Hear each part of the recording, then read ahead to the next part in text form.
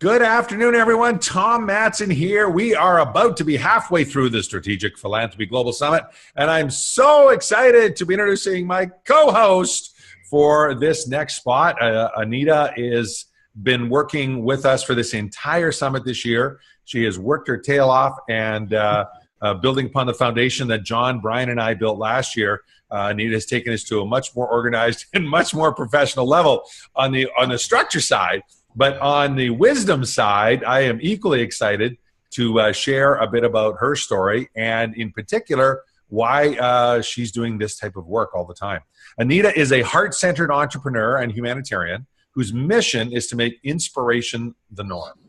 25 years of experience in psychiatry, women's football, organizational development, and industrial relations forms the backdrop of her entrepreneurial work today.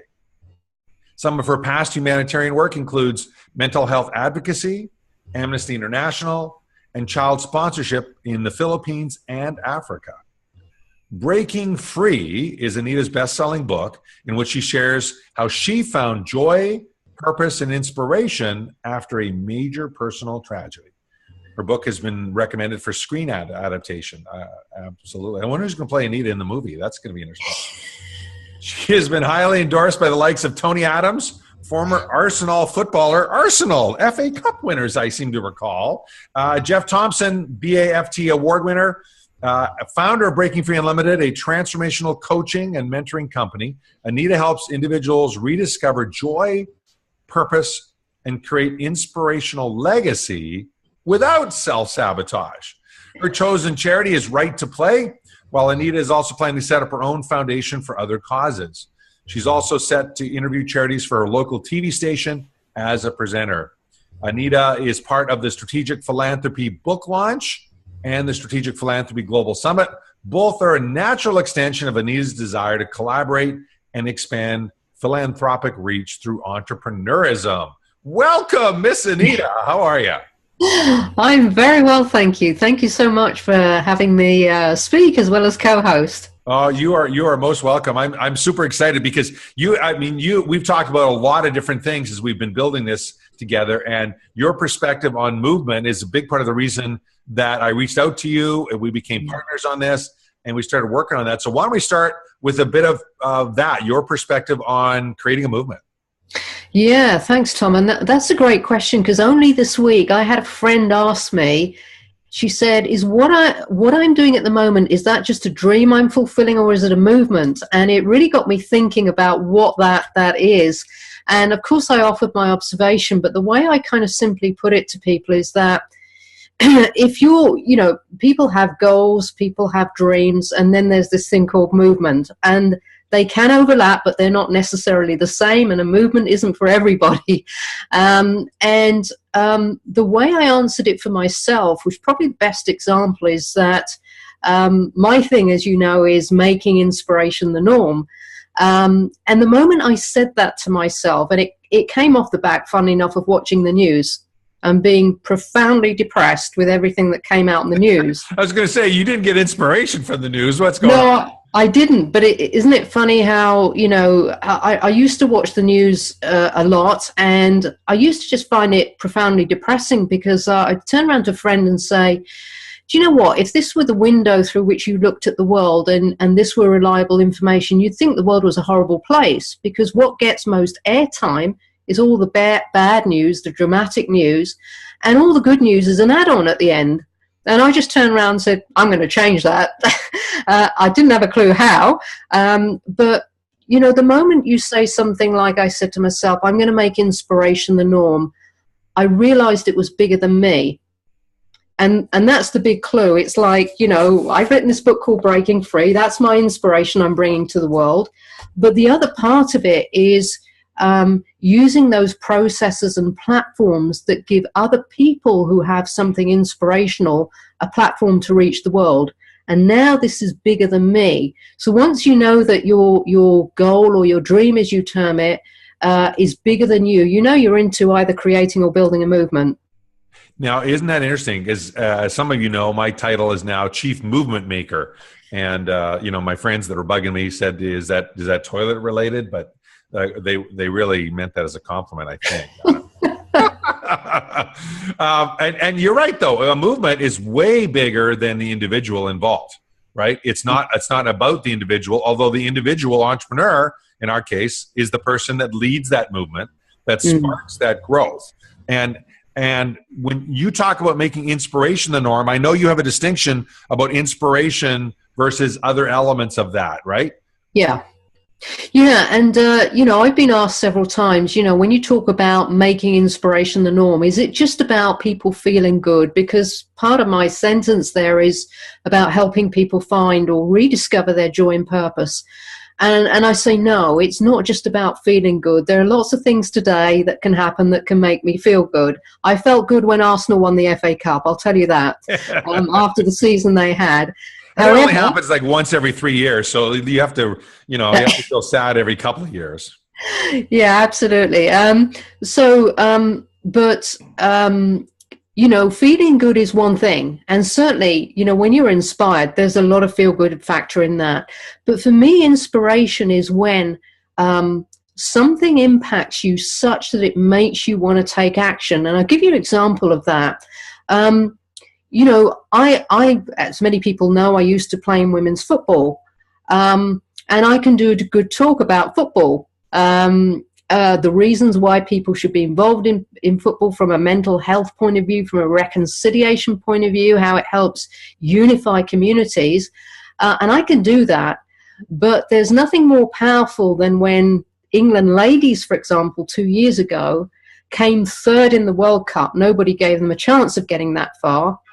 And literally the following season, the gates all around the country doubled.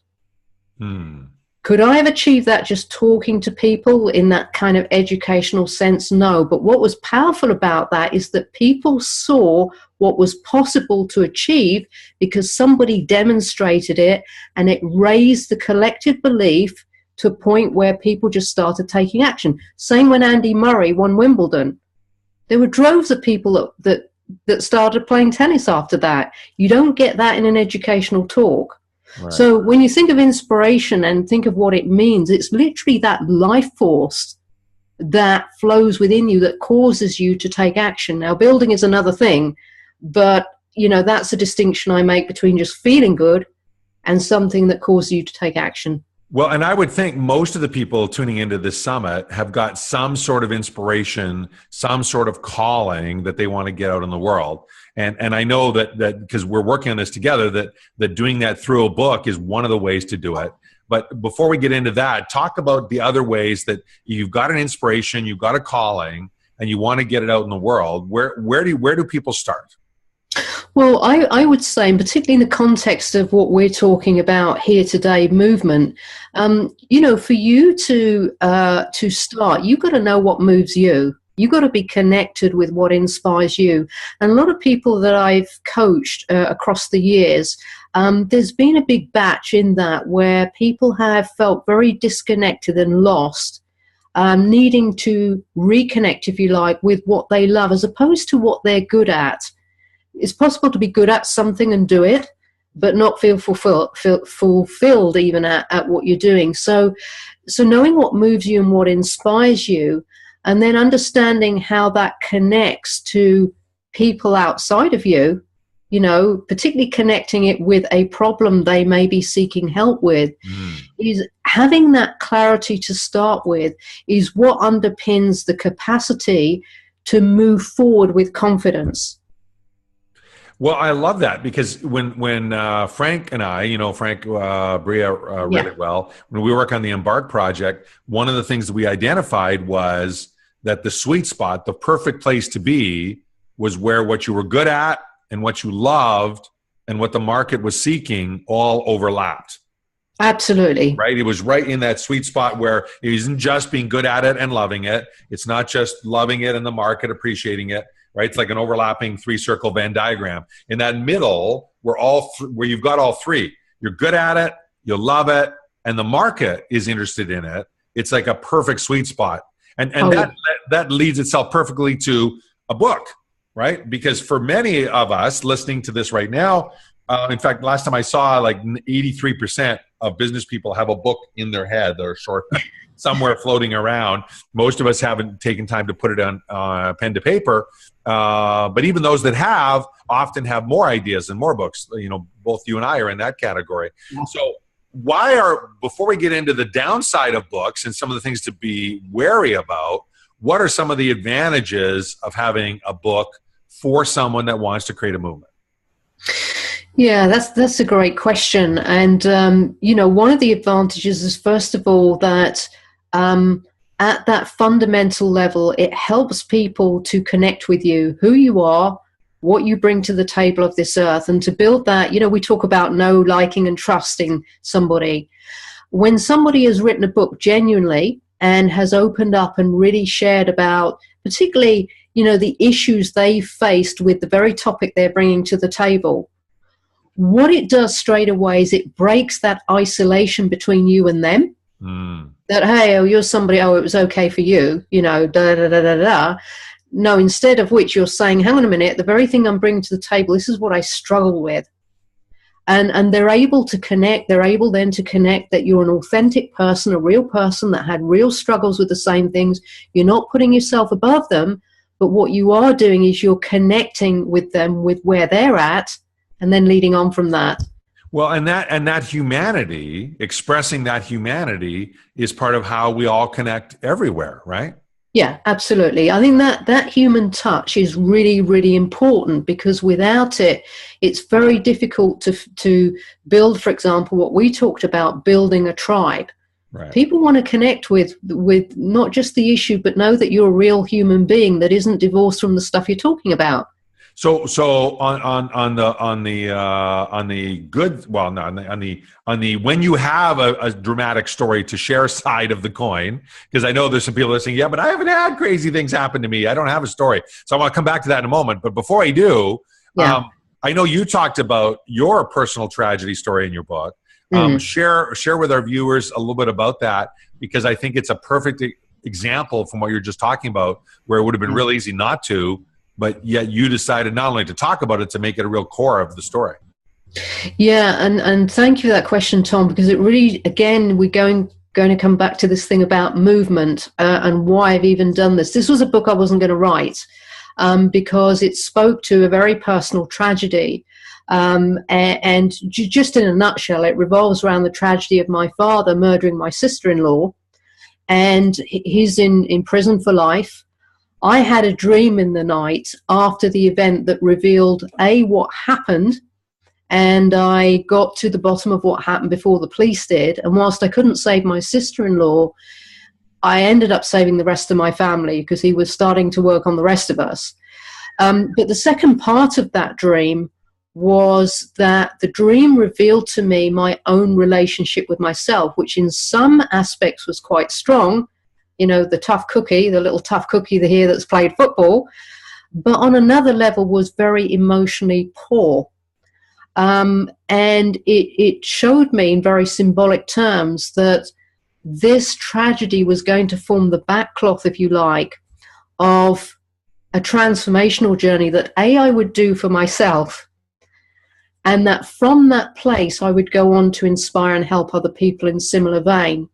Now, the interesting thing about that is, when you've had a tragedy play out that's very public in nature, and we had the media all over us, and you can imagine the sorts of vitriol that came out, the very last thing that naturally came to me or even appealed to me to do was to do something public, which writing a book is. You know, it was all about trying to restore what little dignity we had left. But the big turning point for me was not only this dream, that kind of sowed the seed that there was a bigger purpose playing out. But in the beginning stage, I was just busy healing from it. I mean, you know, that's it. And I didn't want to write a book where I was just telling my story and doing it for cathartic purposes. I can think of other ways to heal than doing it publicly like that. Good glass of wine, perhaps. Exactly. Yeah. Thanks. You read my mind. But what happened over a period of time was that dream never left me. And what happened was I focused, of course, on my healing journey. And what's interesting is that during that time, I had trained and worked in psychiatry. And if I tell you that what I learned there was not enough for this journey, because I had to learn stuff that was to do with very painful emotions. And you don't get taught that. You certainly don't get taught about spirituality either, you know. And what happened was, over a period of time was, you know, I found these processes that allowed me not only to heal, but then after that, I came to a place where, to put it simply, the desire to inspire and help other people grew greater than the need for my own privacy. It was sort of like this. And I often say to people who are afraid to go for their dreams and stuff, you don't need to eliminate fear.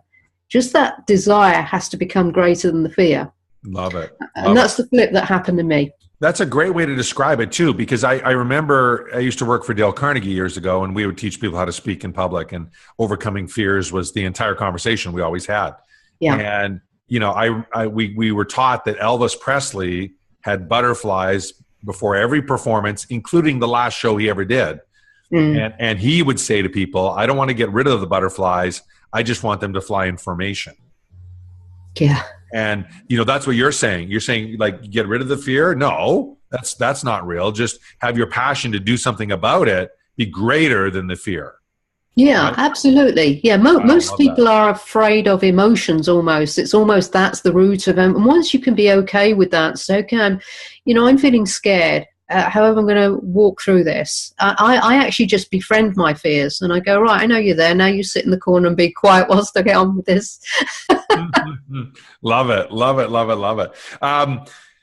Okay, so many things to talk about. So the next one is, I don't have a story. I don't have a personal tragedy. I haven't had something crazy like you just described happen to me. How can I possibly, I don't have the hero's journey. What do you say to someone like that? Well, first of all, I question that a little bit. What does somebody mean by hero? What do you mean by that? Because one of the processes I take people that I wrote about in my book is how you go from what I call knowing yourself at that intimate level to really being able to express yourself authentically and powerfully. And there's just, when people really engage with that and sit and be with themselves and get to know themselves, I think you'll find the opposite is true. And what you and I bring to the table that is unique to us is our perspective as filtered through our life experiences. It's not about the hardcore knowledge. I can do a good talk, but when it's filtered through my life experience, now what you have is a different facet, a different perspective, which for somebody is going to unlock a key to their life. So my answer to people is, about really getting to know yourself, and really part of that, understanding the gifts and talents you bring to the table and what life has taught you that will be unique for somebody else.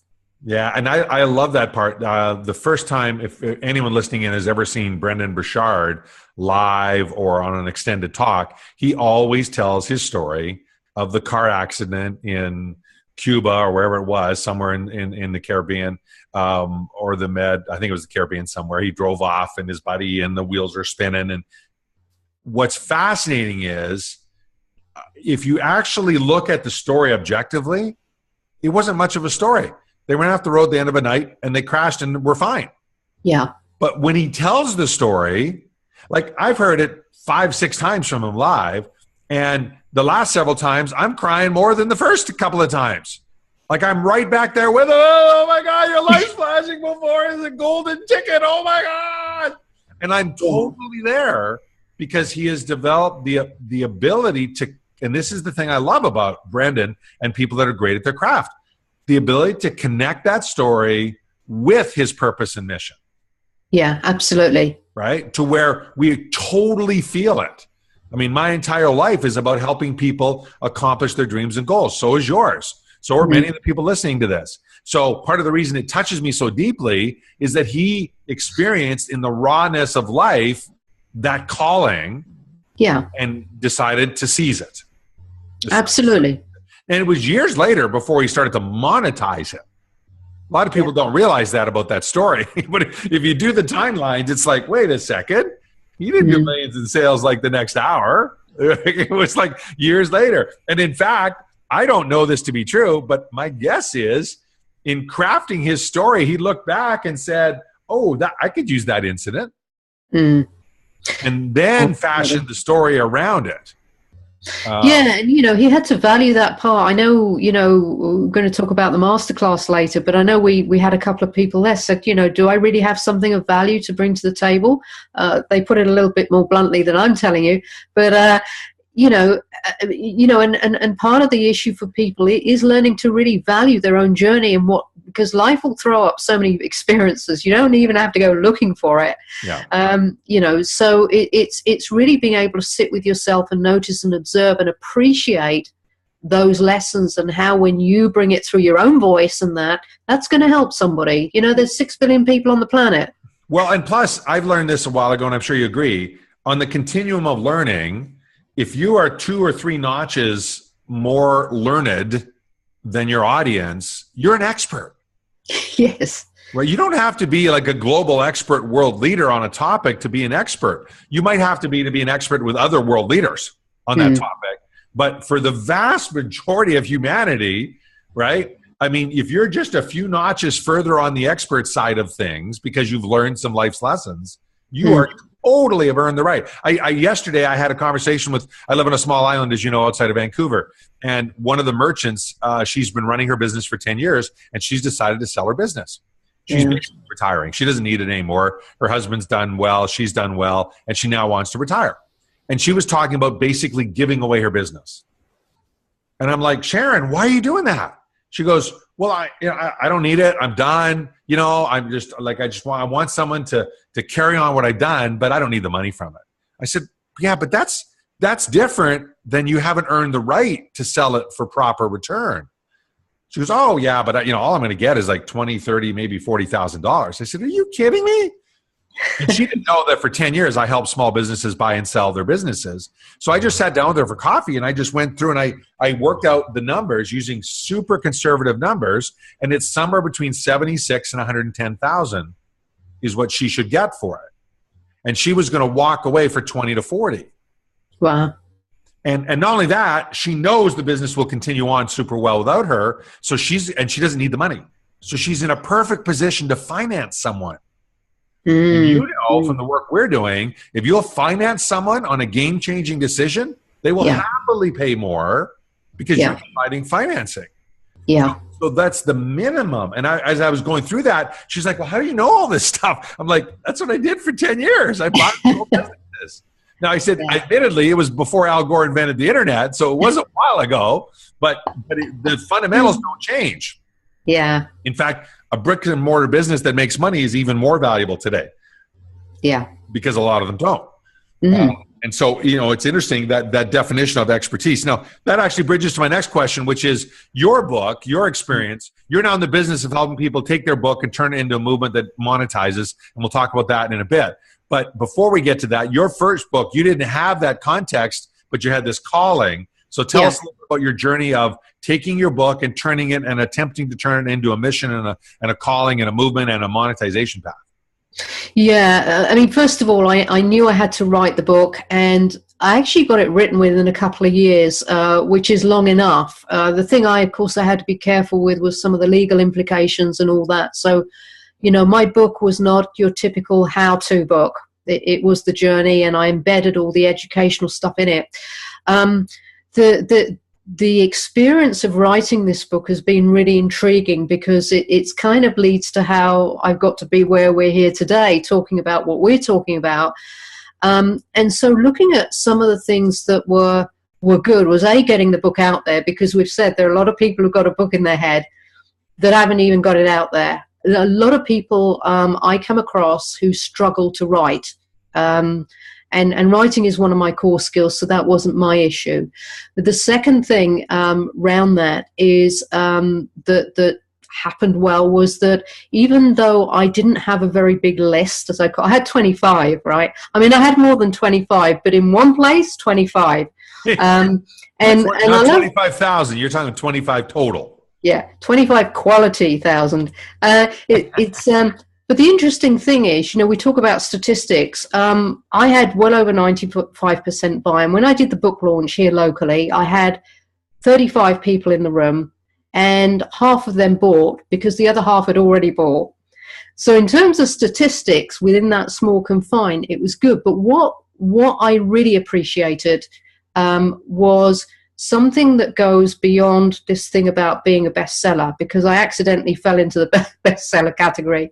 I didn't even know what it took to be a bestseller at that stage. And somebody and hundreds and hundreds of companies are out there touting, hire us and we'll make you a bestseller, Amazon bestseller, this type of bestseller. And so it's perceived to be pretty dramatic. Yeah, well, it's not. I mean, I can say from experience now, it's not. I didn't know anything about that to start with. I kind of stumbled on it. But the other thing that went well was that most of the people that bought the book on that first few days, I happened to know.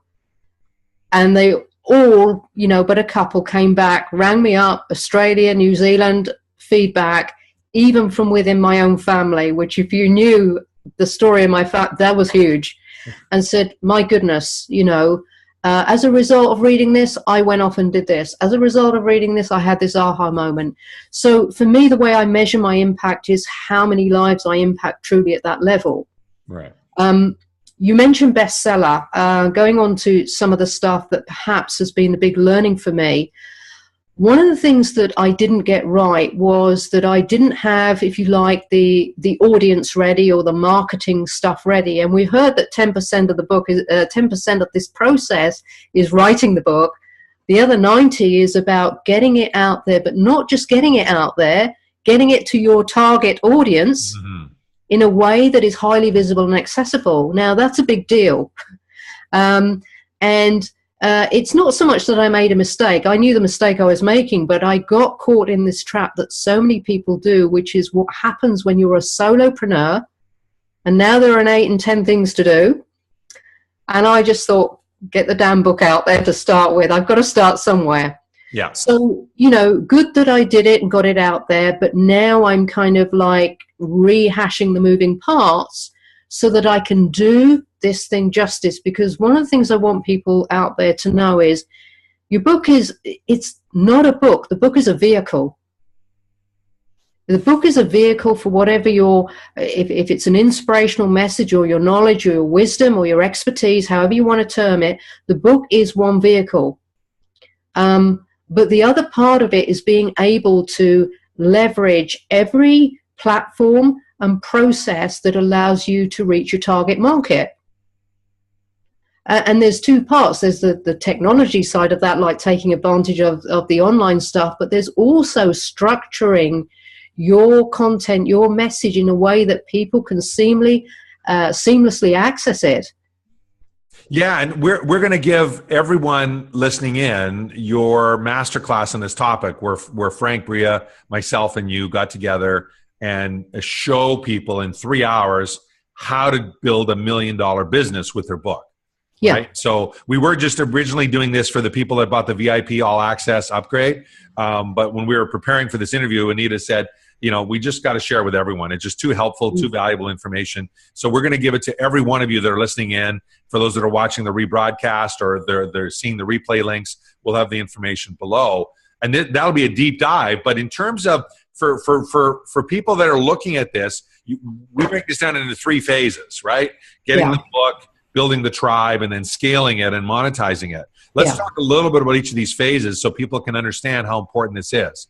So the first phase is about, like redefining the purpose of your book, right? Yeah, absolutely. And, and this phase speaks to one of the biggest problems that authors have, which is getting the book written or getting it written in a timely way. And there are things that, you can do differently to kind of really shorten that. First of all, of course, you can do it yourself. And if you're going to do it yourself, really give attention to, again, I know people who are better at writing and others that are better at speaking. But one of the things you can do, for example, is, first of all, download everything that's in your head about your subject matter, whatever it is, without editing it. Because if you edit to start with, it will slow the process down. And I learned that in psychiatry. I learned it the hard way, the painful way, and then I learned it the easy way and wondered why I started to get A's in my essays, and have more holiday time. So So just get it all down without judging it. But the second thing I would say is that if you're somebody particularly who really struggles with this process, get somebody who's good, for example, at asking questions, okay, to either interview, have a dialogue with you, conversation with you, where you know they're going to ask you some pretty incisive questions about your content. And ideally, you know, then in terms of rearranging the moving parts, you want to kind of rearrange it in a way that's got, you know, 3 to 5 steps. We say 5 steps, but, you know, you don't, the point with that is you don't want to give them 122 steps. Right. The whole idea of this is not to sort of, you know, lift people up that you've got a solution and then make them depressed because now there's 122 steps. I smirked when you said that because I don't know if you know this or not even, but at the International Franchise Expo, the first time I got a chance to speak, you know, this was like the biggest franchise show in the world, and I was doing a breakout session, and I really wanted to like wow people. I had a 30-minute breakout, and the topic I had been teaching was why most franchises are a ripoff and what you can do about it.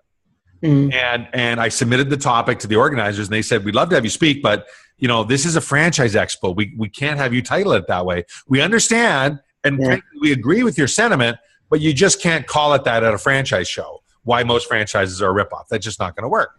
So I decided to focus on the secrets of selecting the right franchise. But we did the 121 secrets of selecting a great franchise in 30 minutes, Anita. And I covered every one of them. Oh my gosh. As I learned how to do this more effectively, I thought that's pretty much exactly the worst thing to possibly do. Yeah, absolutely. People confuse value with volume. Yeah, and what a great way to say that. And they're paying us to make it easier to follow, easier to apply. Exactly. The more you can streamline a process, you know, but you know, be careful that you are creating and delivering value. You know, that goes without saying, because, you know, we've both seen, Tom, you know, there are people out there that are great marketers and, excuse my language, but crap value coming to the table. So make sure it is value. But that being said, do not confuse value with volume. It is about streamlining things in a way that people can easily access so that they can bring about the results in their life, including the quick wins that they richly deserve, and then it will richly reflect you as well. And so the other part about this that I know is important is for people to create their book, if it's a business book especially, to set up the offer of their high-ticket program. Yeah, absolutely. Remember, going back to what we said, it's not a book. It's your content is being cased within the book, and a book is one aspect. But the other aspect is using platforms like online technology through, you know, online programs, whether it be group coaching or, you know, a mastermind or virtual training, whatever it is, retreats, that people can access the solution and know how to translate it in their lives. And that's where, you know, you can write so much in a book. And my book wasn't a long book, very deliberately, because, you know, I don't see the point in 356,000 pages. Give them enough that it you know, they've got the actionable knowledge in there, but really that stuff that you're talking about, Tom, is actually to do with the translation of it into their lives.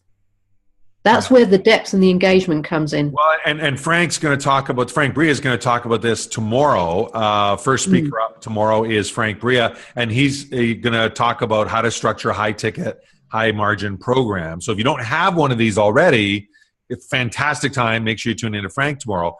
But we believe that your book should be setting up that work because it's those high-ticket, high-margin programs that deliver the outcomes. Right? Yeah, absolutely. People don't get the outcomes from reading a book normally.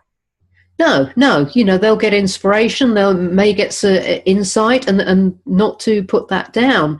But one of the reasons I find a lot of people don't achieve the results they do is because they're not engaging with the stuff. It's the difference between absorbing and engaging. And what a high-ticket program, to use a phrase you've used, or a program of that sort will do, that's the thing that closes the gap between the depth and engagement, because the other part about that is people forget that if you don't have the contact information from your readers, for your buyers, you don't have anything. Yeah. Right? I mean, my first book sold, and now it's 145,000 copies on how to start and run a coffee bar. Except when they reached out to me from my email in the book, I have none of their contact information. None.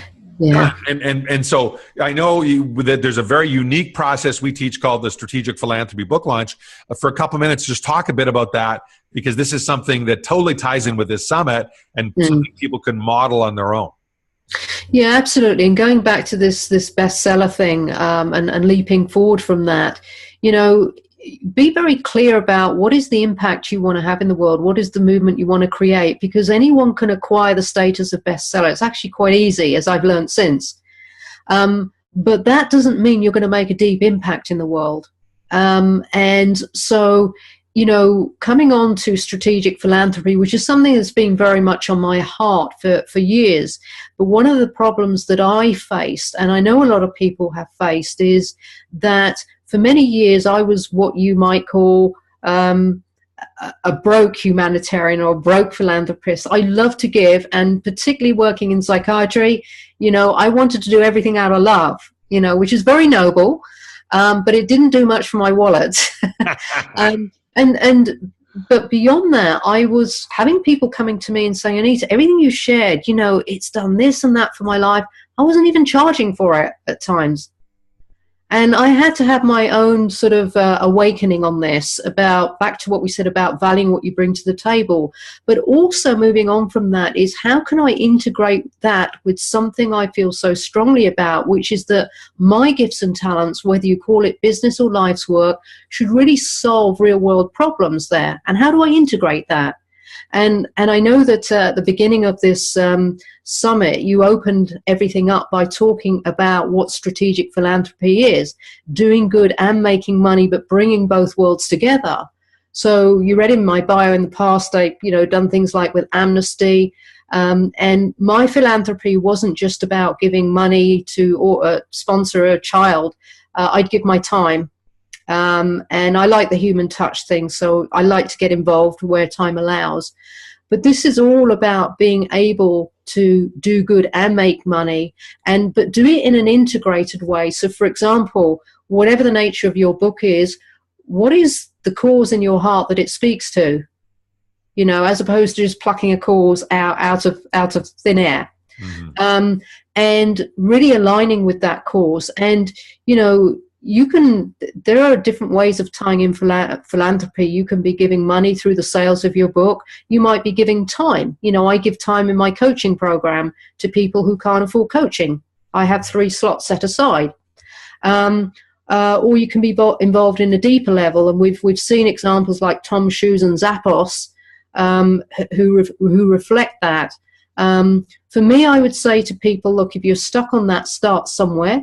You can get involved in spontaneous acts of giving, and that doesn't require a big leap. Or even whilst you're working out what you want your book to tie in as it relates to your movement.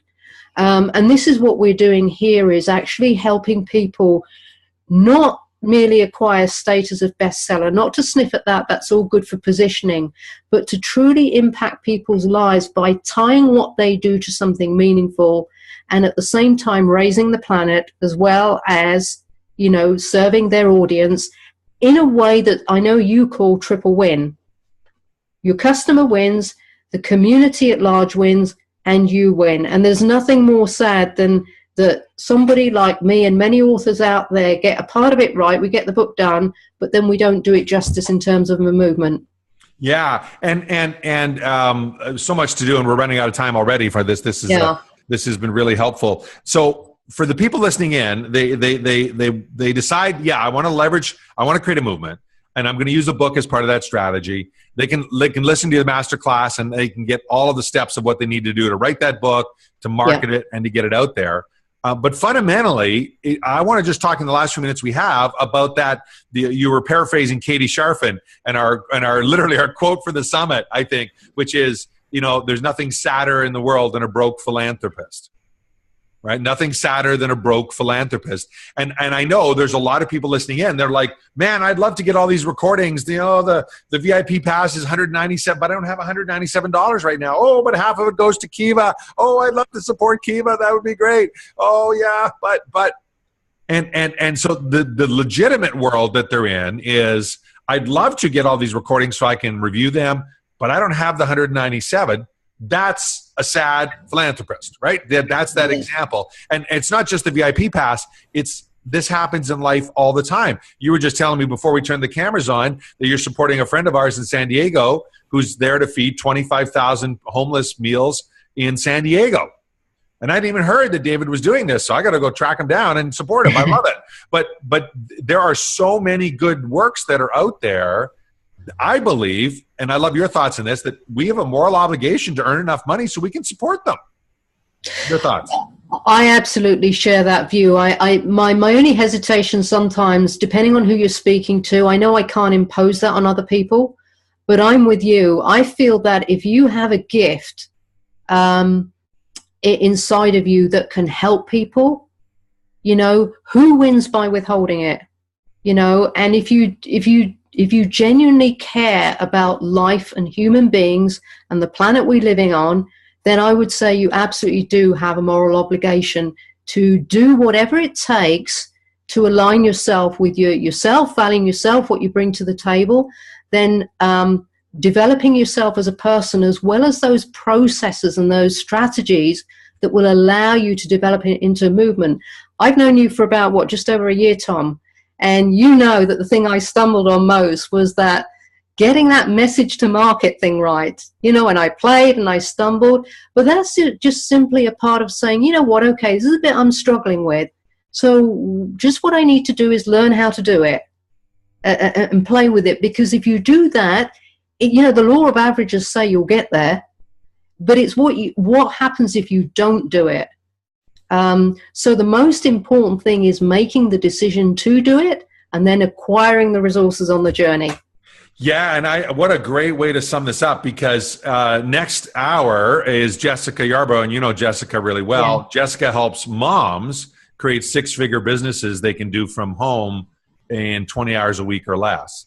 And, you know, talk about a category that has all the excuses of time. Right, it's moms, yeah. Right? Yeah. Moms, because, you know, any of you that are moms or know moms or ever had a mom, you know how busy they are. That's pretty much most of the people listening in, I think. You know how busy moms are, and so there's always somebody that doesn't have the time to get it done, right? And what you're saying, and I think it's a great way to wrap up, is don't be that person that has this calling and never gets it out in the universe. Absolutely, you have one life as you know it. And, you know, we all have the same 24 hours, but, you know, ultimately what will rise to the surface is what you give importance to. Love it. Love it. Well, thank you so much, Anita. Super excited for you investing your time and passion on this project and helping people turn their books into $1 million movements. The masterclass, you'll see the links for those that are watching this rebroadcast live. You'll see the links in the chat box. You'll also see it in the email summary. And for those that are watching the replay, you will see the components for this. We decided to gift it to everyone. It's a 3-hour masterclass, so set aside some time, take some good notes, and it will literally show you how to write a book, how to build a tribe of at least 5,000 raving fans, and how to monetize that and earn $1 million in your first 12 months. In your first 12 months with this process. So it's a very powerful, very detailed process. Thanks for agreeing to share it with everyone, Anita. And up next is Jessica Yarbrough, the mompreneur who teaches moms how to build six-figure incomes from home, 20 hours a week. And then after that, today, actually, what a full day. We've just reached the halfway point in our summit. Eric Ho. Eric made a fortune very early on in his business career and then started to give it all away and then realized, wait a second, this is ridiculous. I shouldn't be either this or that. And decided to combine it all in a super powerful, very inspiring model. Another UK compatriot of Anita's that we're so honored to have joined us in the summit. So lots left today. On behalf of Anita, Tom Matson here for the Strategic Philanthropy Global Summit, Day 3. Thanks for being part of it. Thanks.